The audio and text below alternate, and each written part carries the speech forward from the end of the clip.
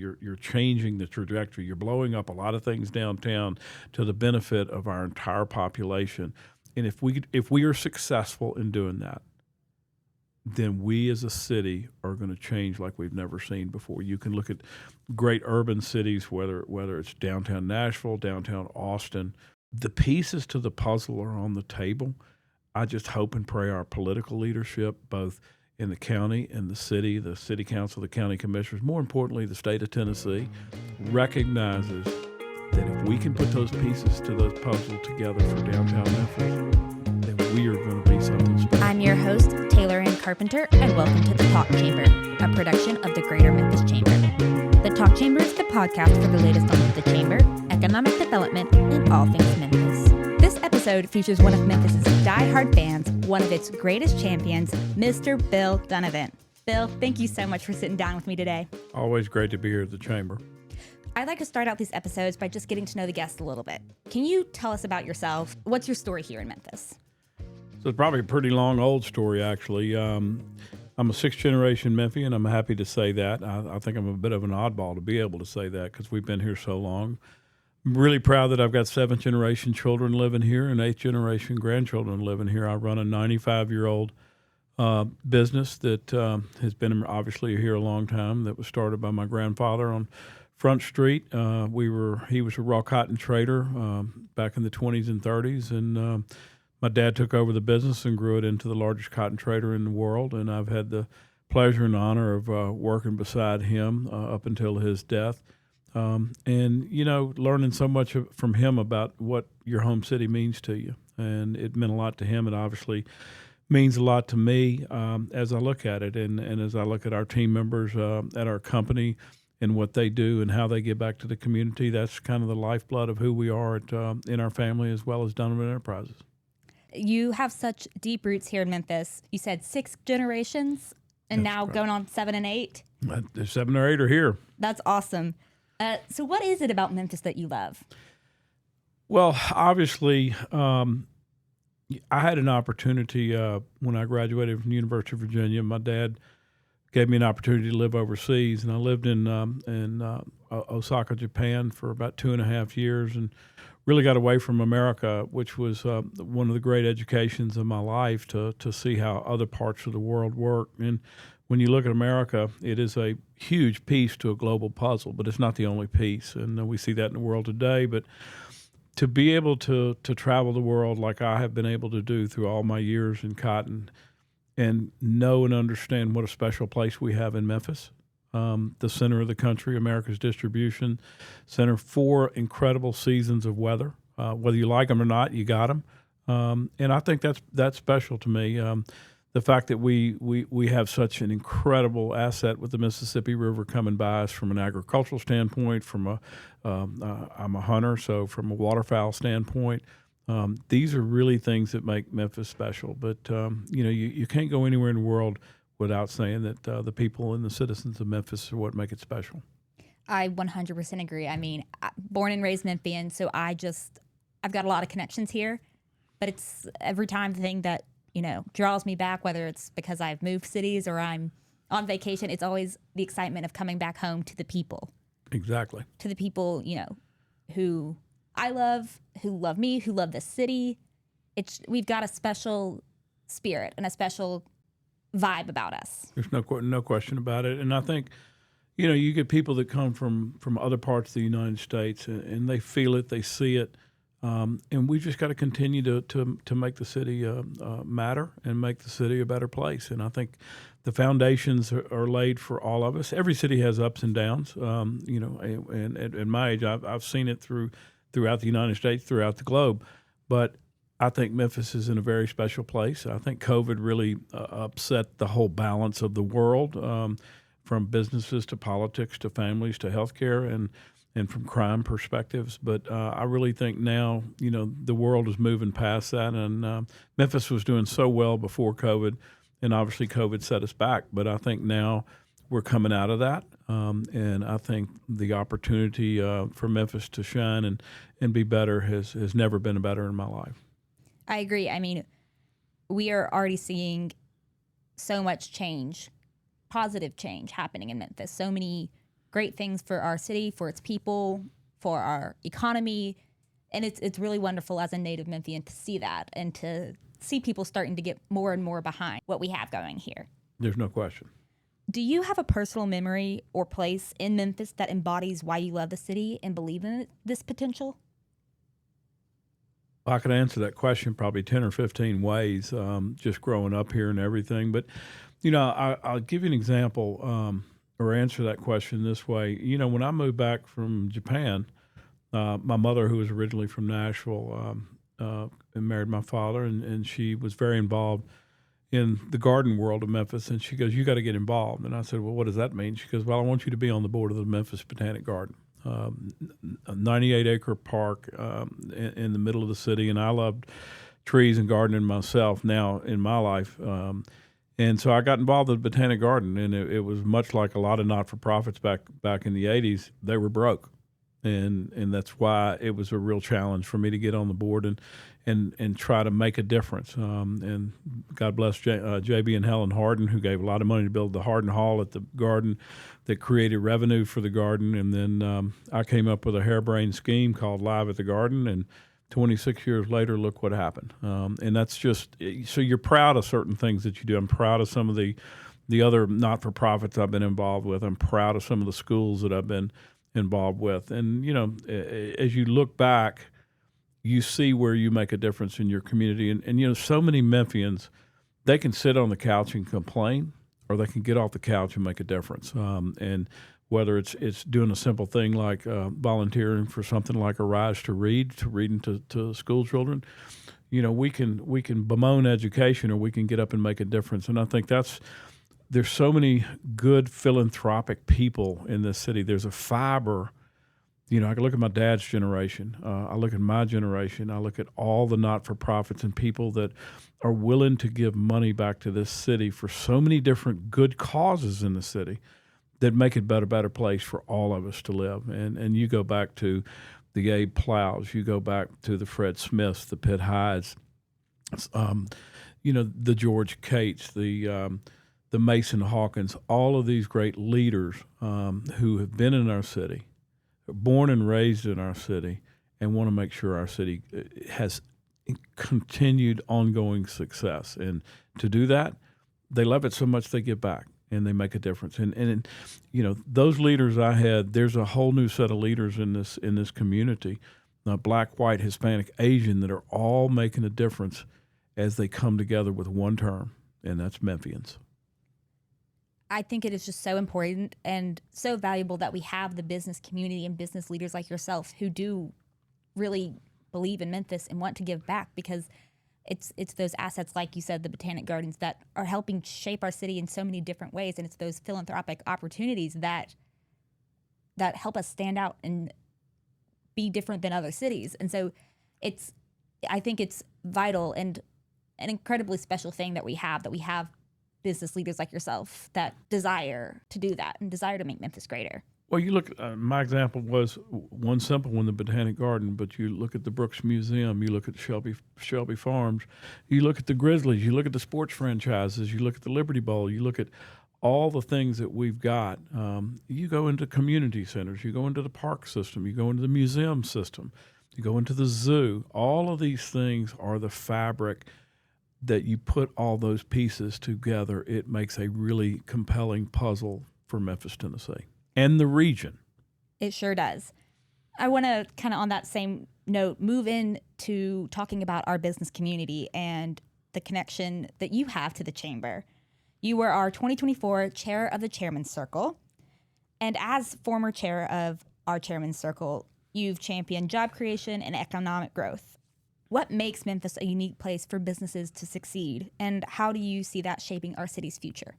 Well, obviously, for me, as a history economics major from UVA, you look at the history. Our history in Memphis is founded because of the Mississippi River, and that was logistics. That was cotton. But more importantly, Memphis is in the center of our country. It is the major distribution warehousing city, America's distribution center, if you call it, with the rails, with the roads, with the airport. that is a major piece to the puzzle that makes Memphis special. You throw on top of that the agricultural belt all around us. We've got the greatest water source on earth passing by us every single day. We've got the largest aquifer in the world underneath us that's reoccurring every day. You go around the world, whether China or India, places that struggle with water. Memphis is not one of those cities, and that will be here for generations to come. And I think that's one of our greatest assets that we have in Memphis. But why do businesses come here? I think you look at the region. I say this when I speak all the time. Memphis is a victim of two state borders.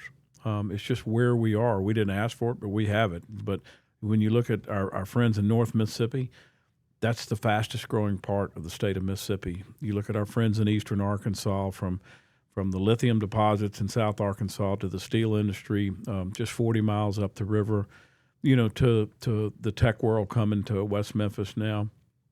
You add that to West Tennessee, you truly have got one of the most vibrant areas of the United States that is attracting businesses because of workforce, because of the cost of living, because of our tax structure.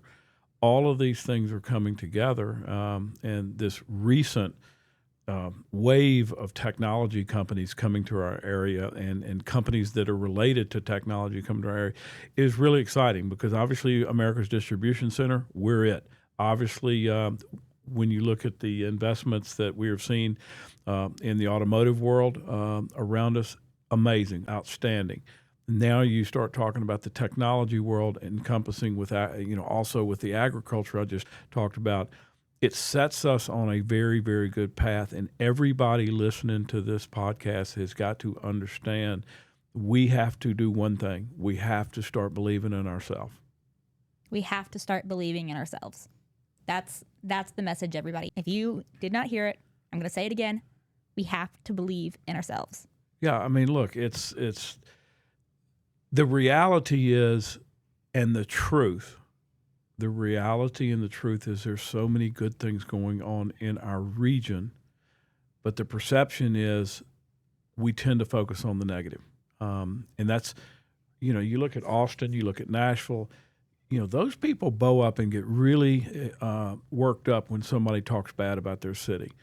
I want everybody in our city to get worked up and mad when somebody says something bad about our city or calls our city out, because they're not hearing the reality of all the good that's going on. If you want to focus on our media and what they pump into our brains every day, then you're going to lose, because they're not reporting what I see every day. And I've grown up in this city, and I get tired of it, but I'm not going to let them win. I'm not going to let them win. But everybody in this city's got to get on the same team and focus on the reality of everything going on. My God, we just got a $1 billion bridge over the Mississippi River, the largest federal investment in Tennessee history is going to take place right here. The state of Tennessee just allowed or just committed to build I-69, a new federal highway from Kentucky to Dyersburg. Well, guess where it comes next? Dyersburg to Memphis. So you've got all of this infrastructure, all of these opportunities coming that are going to do nothing but spur economic growth. Now, workforce development leads all the way back into education. I know some of us in the community are frustrated with education right now.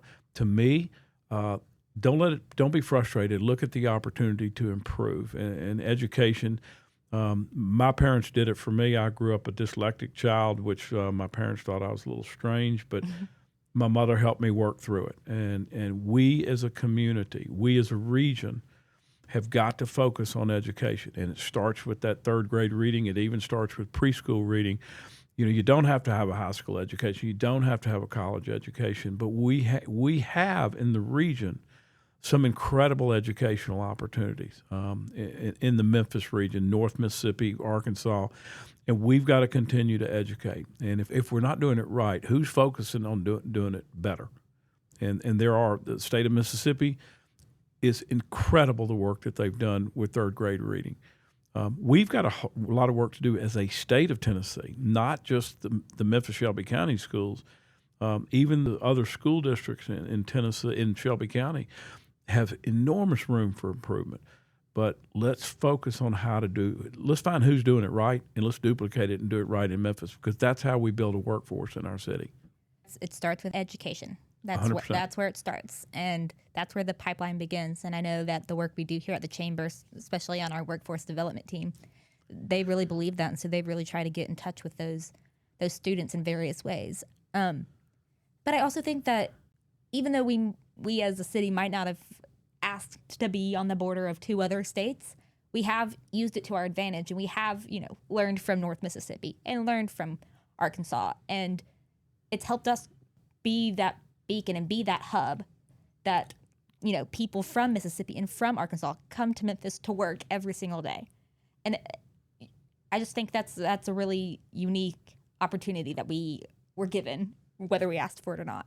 Look, all of the suburbs around Memphis exist and are successful because of Memphis. And to be in Rossville or Collierville or Olive Branch or Marion, Arkansas, Millington, we all are the Memphis region. And we all use these Memphis assets, whether it's the Grizzlies or the airport or the Brooks Museum or the zoo or the University of Memphis from an educational standpoint. All of these things make a great city, a great region. And look, I salute our suburbs. I want them to be great places to live with great political leadership that are providing schools, providing infrastructure, providing a way of life, providing businesses, providing restaurants, providing cultural opportunities for the region. And I don't bemoan that.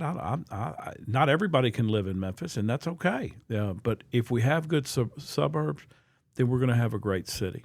Now, from a narrative perspective, they don't need to live in those cities and talk bad about Memphis, because as Memphis goes, as goes the suburbs. And so we need to come together, and we need to support our region together and control our narrative. I agree. You mentioned a few minutes ago about the I-55 bridge and how that's the largest infrastructure investment in state history. So I know that you were such a great leader in that effort to attain that replacement bridge. Could you just talk about how you led that effort? Well, let me qualify that. I didn't lead the effort, but a great team of people, much like this city is very, very famous for.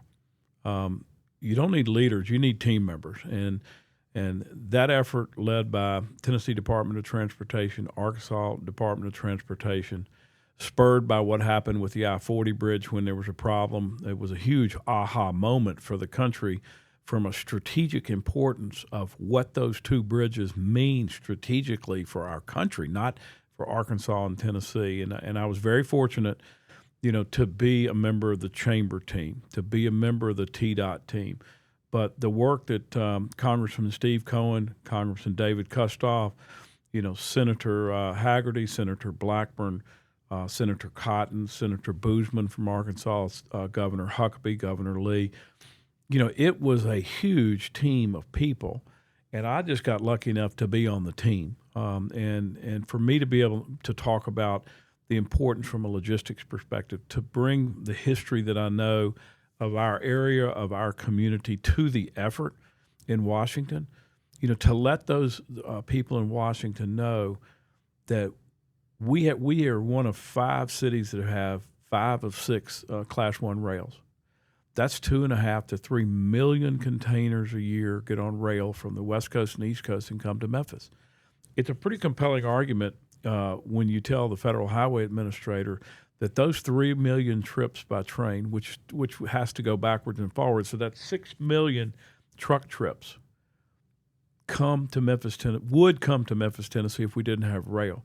Well, that's 6 million truck trips off of our federal highways, less wear and tear on our roads, safer, and the carbon footprint is a lot less by putting it on rail. Having said that, what happens when those 3 million containers come to Memphis? They got to come off, and they got to get on a truck, and they got to move. And that bridge is the 3rd most traffic corridor in America. So maybe I'm too simplistic when I look at this stuff, but it was a no-brainer for me to be able to go and talk about the importance to our country, not to Memphis, not to the state of Tennessee, not to Arkansas, but to our country. And we got it. And it's an incredibly great win for the region again, that we're going to get that. It's going to be fast-tracked. It's going to be an architecturally incredible addition to our skyline in Memphis. People ask me all the time, are we going to light it up? And, of course, the answer is like a Christmas tree. But it's going to tower the south end of the river as it replaces the old bridge. And it's fast-track. It starts in 26. It'll be in 30. But, again, I salute our political leaders. I salute our federal government. But really the work that the Tennessee Department of Transportation, led by Commissioner Butch Ely, under Governor Lee's guidance, you just got to be really proud of what we achieved for the region. Well, I salute you because I think we would not have been able to do it without the voice that we have in our business community, the leaders of our business community, saying those facts that you just said about how important a bridge crossing the Mississippi into Arkansas would be for the logistics of our whole country. And so thank you for the effort that you put in, and for any other business leaders that are listening to this who helped in that effort. It's a really great thing to have business leaders like yourself. Well, I'll tell you, I always err on the side of simplicity. If we have an earthquake and that bridge falls in the river and we hadn't done anything about it, the new bridge will obviously be made to be earthquake-proof. That bridge is not the old bridge, and so that's a very, very old physical piece of infrastructure that was cutting edge when it was built. But now we need new cutting edge, and I promise you, when it's built in conjunction with I-55, I-69, I-40, I-22, all of those fingers are coming into our great city. And it just continues to expand on the narrative of how great America's distribution center is, the Memphis region. That's a 75-year-old bridge that we have right now. So it's been a good long while since that bridge has been updated. And that was, a key fact that the team had to use to, pitch this to government officials. This is an old bridge. There's a lot of hazards and a lot of things that could come from it. It really didn't hurt, quite frankly, that the federal highway administrator was an Elvis impersonator when he got out of college. So he loved Memphis, and he loved Elvis Presley. And I say that anecdotally with a smile on my face, that this many years, Elvis is still making a difference. Elvis will probably be making a difference for a long time. And just one other thing that, sticks out to me about the whole I-55 replacement bridge was Congressman Cohen. Something he said that was, if it's good for Memphis, it's good for America. And I just think that rings true on so many fronts, but especially on our logistics and supply chain and, our transportation. Look, Congressman Cohen's like me. We're lifelong Memphians. I don't see color. I'm a Memphian. I don't see politics. I'm a Memphian. And Steve Cohen did a great job. He's a good Memphian. So you've been championed for changing the Memphis narrative to focus on its positives. You've already talked about it on here. What's one specific achievement or moment in our city's recent history that you think showcases why Memphis is a city on the rise? Well, I think obviously we just talked about the infrastructure investment, so that there's a multi-pronged answer to that question. Clearly, when you look at the announcement of Ford Blue Oval on the Memphis mega site in Stanton, Tennessee, clearly when you look at Amplify Cell Technology, the tri-venture between Cummins and Daimler Chrysler and PACCAR, a $3 billion investment. When you look at the incredible investment that XAI has made, all of a sudden the globe, not the United States, the globe is starting to ask the question, what in the heck is going on in Memphis, Tennessee? And what a wonderful, wonderful light to have shine on Memphis. So, in recent history, those three, and then obviously the announcement of a big data center in West Memphis, with the advent of continuing to be probably the one or two largest airport in the world with FedEx. And, I had a great opportunity to visit with Fred Smith before he passed away, probably 6 months ago. And we were talking about Memphis and logistics and the 8.2 billion pounds of cargo that he moves through Memphis every single year. And he said, Bill, more importantly to that is, do you know which port in the world is the largest customs clearance port? And he goes, it's Memphis, Tennessee. We clear more because of the volume of stuff coming in from overseas. It clears customs in Memphis, Tennessee, and the amount of paperwork generated because of that makes us one of the largest customs clearing ports in the world. I did not know that. Well, that came from Fred. I'm quoting him because he was the best. Yes, he was, and another great leader for our city, a great innovator. Such a treasure to have so many great business leaders in our community. As someone deeply invested in Memphis's growth, what's one way you've seen the community's passion shape the city, and how does that fuel optimism for the future?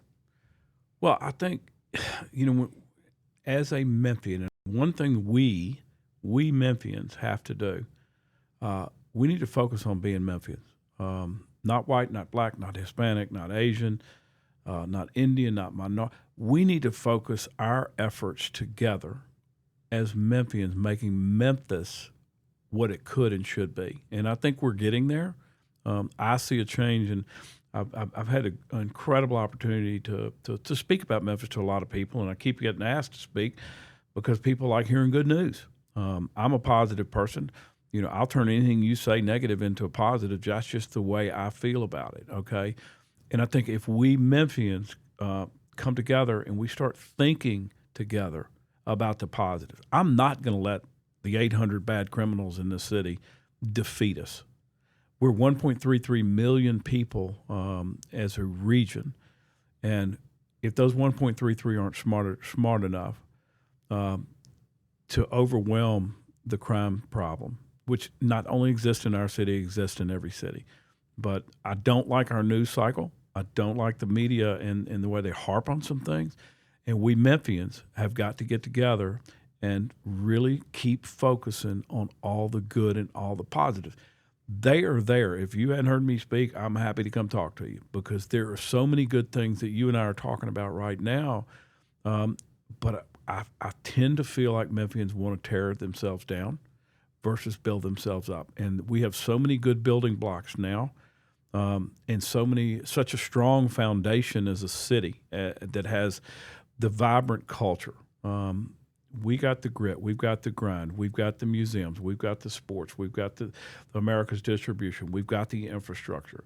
All of these things coming together are making the globe look at Memphis and say, what the heck's going on there? Something is changing. And that's what I'm really positive about for our future. Something is changing, and it's going to continue to change, but it's going to continue to change for the better, and it's going to change the trajectory like we've never seen it before. There's no question about it. And how do you change it? We're sitting here talking in one of the greatest institutions in Memphis, the Greater Memphis Chamber of Commerce. I'm so happy for all of the staff here that we won the Chamber of the Year award. That's never happened in our history. But our job at the Chamber is to support our business community, but to retain our business, retain our companies, recruit new companies, and grow our tax base. Because no great city is ever going to grow unless you keep improving your tax base. And our tax base, with the work that has been done in West Tennessee, North Mississippi, and Eastern Arkansas, that tax base is set for an incredible run on growth that is only going to benefit our community, our infrastructure, our schools, our community centers, just our way of life. And that's the reason sometimes you don't see it. I see it in business because I pay taxes, and that's okay, because if it's going into our education system, our roads, our schools, whatever, we are going to become a better community. And I see that we're right on the front of the wave, and everybody in the city's got to get ahead of that and support it. Everybody's got to get on board right now. No doubt. So for somebody new to Memphis, somebody who, is just getting settled, just kind of figuring out what it is to be a Memphian, what's one way that they can connect with the city and its spirit that'll make them feel like a true Memphian?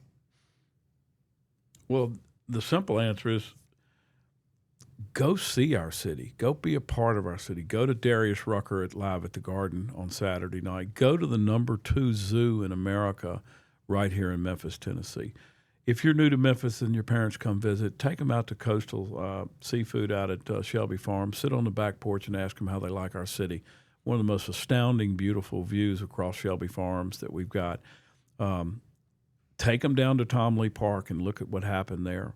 That repurpose of a beautiful urban park right on the edge of our best asset, the Mississippi River, looking at a western sunset. Oh, by the way, our Brooks Museum is soon to be delivered, and that's not going to be a nationally recognized museum. That's going to be a globally recognized museum that spearheaded by Pitt and Barbara Hyde and many, many generous donors. So go to our barbecue restaurants. I mean, go to a great culture like the Rendezvous. My God, look how many people come to our city and go to Graceland. Memphians probably don't even go to Graceland, but the rest of the world comes. So as somebody new coming to Memphis, there's so many great things in our city to do. And for me, an outdoorsman, I love having 4 seasons. I'm really right now looking forward to the fall because I'm sick of the heat, obviously. But then the hunting seasons in the spring, and it's a wonderful place to be from a weather perspective, in my opinion. Many Memphians won't believe me right now because it's hot outside. Right. Once it's hot, we're like, oh no, horrible, Yep. horrible weather. I want to take what you said one step further about people new to Memphis needing to go and see the city. You mentioned it, but I want to reiterate it. Memphians need to go see the city. Absolutely. I mean, I tell you, there's a huge move afoot. Chambers on board. Both mayors are on board. The safest part of our city is downtown Memphis. And the reality versus the perception, the reality is, the numbers say it, the most safest place in Memphis is downtown. But the perception is, I'm not going downtown. Now, we need to continue to invest in our downtown. Great cities have great downtowns. And pre-COVID, you saw an enormous migration of population downtown, and there was a lot of things going on. And, COVID shut a lot of things down with right to work and sit at home and all that stuff that I don't believe in. But, our downtown is here with the Brooks Museum. God knows what the investment that the most special organization in our city, St. Jude's Children's Research Hospital, is based down here with all of their staff and research specialists and doctors. What organization in the world comes to work every day to put themselves out of business by solving children's cancer? And how special is that for our city? Our downtown is important. Our Memphis Grizzlies are important. This whole move afoot to redo the FedEx Forum, to repurpose Beale Street into what it should and can be, is a really significant opportunity for our downtown. Our political leadership needs to know that we need to repurpose everything downtown, from our sidewalks to our greenscape. Clearly, the security is already working. The Memphis Police Department has done an amazing job with these artificial intelligence cameras, and it is safe downtown. Reality, it's safe. Perception, people don't want to come downtown. Beale Street is a diamond in the rough that people are wanting to invest in, but they've got to have the right structure. You put those pieces together, you are going to start reshaping, and it will take off like a rocket when it happens. And it is a lot of money. I'm not saying it isn't. You literally, I don't want to say this, but you're changing the trajectory. You're blowing up a lot of things downtown to the benefit of our entire population. And if we are successful in doing that, then we as a city are going to change like we've never seen before. You can look at great urban cities, whether it's downtown Nashville, downtown Austin. The pieces to the puzzle are on the table.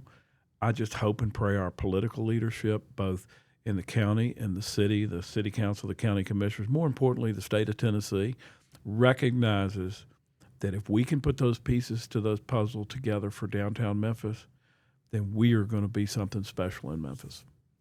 100%. I mean, there's lots of moving pieces, but we've got all these ideas and we've got the right ideas that will help us get there. We do, but the hardest part of leadership is leading. And our political leadership is elected to lead, both from the mayors and the commissions and the city council. And we have got, from a political leadership standpoint, we Memphians, not political leadership, we Memphians in political leadership, we can control that narrative, and we can be smarter than other cities and try to figure out how to put those pieces in the puzzle the right way. I want to look to the future. If you could paint a picture of Memphis in 2035, what would you hope the world says about our city, and how are you working to make that vision a reality? Well, I think a lot of those pieces of the puzzle we just talked about are out there. And so you just gave me a 10-year runway to make that decision. And the 10-year runway is, we got a new bridge across the Mississippi River. It's going to be finished by 2030. You got a incredible investment with XAI in Memphis. That is a game changer, okay? A game changer investment for a community. You've got Ford Blue Oval, a game changer investment for a community. Amplify Cell Technologies, a game changer. The investment in Eastern Arkansas, a game changer. All of these pieces to the puzzle come back to what we just talked about. A vibrant downtown Memphis is critical in the next 10 years. When we look at re-signing the Grizzlies, when we look at the potential redevelopment of Beale Street, and attracting investors not just from Memphis, the New York City crowd, the private equity funds that can flow in to make cities great, from hotel and real estate development. We've got the canvas. The canvas is called the Memphis region. You're starting to see some major brushstrokes, okay, that are coming to this canvas. And the canvas has got 10 years to be painted. You just laid that out for me. And I really think the political leadership, those Memphians, have got to lead. And does it take risk? I've been in business all my life. I take risk every single day. And Memphis has got to step out there and take some risk to be better, to be the right kind of place to be. We got to make some hard decisions to continue to support what our law enforcement officials are doing. The numbers are moving in the right direction, but I always say the numbers aren't where we want them until they're zero.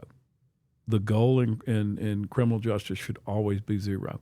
Having said that, you got to give those people an opportunity that have not gone the right way to get them back on track to go the right way. Okay, and that's things that we got to do, whether it's trade schools in our prisons or whatever. And to combat crime, you really got to start with education. That education, that reading is a sense of purpose. That sense of purpose is a job. That job is a car, is a family, and look what you get. You get a very vibrant community. We got to fix the school systems. There's no question about that. And the answer is they can and will be fixed. Now, how they do that, I'm not smart enough. But you do it through leadership. You do it through the community, the faith-based community, the parents in this community, all have the same common goal to educate our children. You put all those together for 2035. And 10 years is not a long time. It's a very short time. And the pieces of the Memphis region puzzle that we've talked about for the last 30 minutes are all on the table. But we Memphians, okay, we political leadership, faith-based community, the business leadership, the education leadership, all of those pieces have got to get on the same track and understand the goal for all of us regionally as Memphians by 2035 is to get all these pieces moving in the right direction. Is it easy? Absolutely not. But leadership can get us there. Most great things aren't easy. Never. I mean, if it was, everybody would do it. I mean, everybody would be great. Our model at our company, even back in my dad's days in cotton, is if everybody's doing the easy stuff, there's no way to make money. It's the hard stuff that you make a difference, okay? And we did it in raw cotton in some of the places that nobody wanted to go. We wanted to go because we could do it The hard stuff is more profitable, and we do it today in logistics. I'm not a commodity trader in logistics. I want to do the hard things, because if I can take a company's logistics supply chain where something's not working, where it's hard for them, and we can come in and figure it out and make a difference, I think they're going to do business with us. Definitely. Good things never come easy. And it's just, if we want great for our city, it's going to take a little elbow grease. It's going to take some minds getting together and putting in the work. They are, and I'll say this. Life is not full of positive steps. You just hope you can take 5 positive steps for every 1 negative step, okay? And then you're 4 steps ahead. And I think that's one of the problems we have in Memphis, is we beat ourselves up too much over 1 negative when we got 4 positives that in reality, but the perception is they want to look at the 1 negative step. And that's not who I am. That's not who we need to be as a city. And we've got to come together and put it together. And it's not easy, okay? It's not easy. But is it doable? 100%. But it's got to have good leadership. It sure does. As we end our time together, I have one last question. What's one example from your own journey that demonstrates how Memphis is greater, and how do you see that driving the city forward in years to come? Well, I usually focus on the simplistic stuff. So at my age now that I have children, 4 children, 2 of them are in Memphis, 2 of them are not. Therefore, they're getting recruited daily to get back to Memphis. Of course. But the fact that I've got grandchildren, those are things that, you reach a point in life and you say, hey, you want to leave it better for them than was for you. And so I think there's so many Memphians that and friends of mine that are talking about, how do we attract people back to Memphis? How do we give them back to Memphis? Well, you got to create that positive opportunity that Memphis is a place on the move. We just talked about 2035. If the right pieces to the puzzle are put in place with the correct leadership, political leadership, business leadership, education leadership, faith-based leadership, then all those things come together. And that's my hope and prayer, that everybody in the community realizes that we're moving in the right direction, and it's going to come quick. And I really think we're on the front of the wave, but people have got to step up and do what I've been doing, is continue to beat down the negative. I'm not going to let the media beat me. I'm not going to let the 800 bad guys, the bad, really bad criminals, beat us. And to do that, we all got to get together and make it a better place. Agreed. Bill, thank you so much for joining me today. Hey, what a pleasure. Go Memphis. Go Memphis. Thank you so much for listening to this episode of The Talk Chamber. We're so glad you're here. My one takeaway for you is to celebrate Memphis, not just on 901 Day, but every day. Share the good news, because we've got a lot of it. If you enjoyed this episode or learned a valuable piece of information, share it with a friend or a few. Subscribe to The Talk Chamber to keep up with the latest on the Chamber, economic development, and all things Memphis. Follow us on social media at Memphis Chamber, and we'll see you next time.